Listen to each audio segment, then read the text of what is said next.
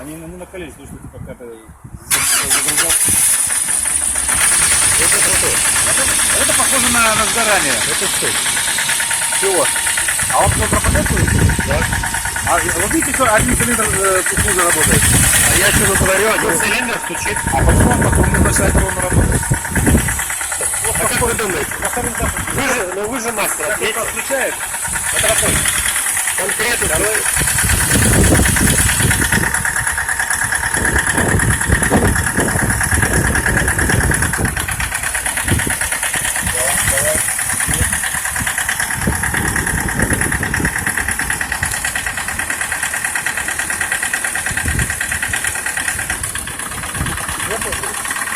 Здесь тоже работает оно. А первый идет?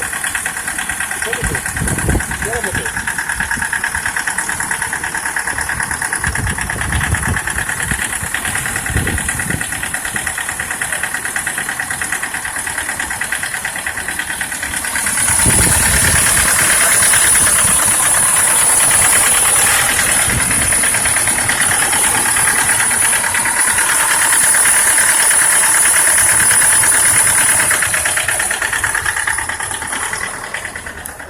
Это не механический, который надо нажать, наверное. Это не...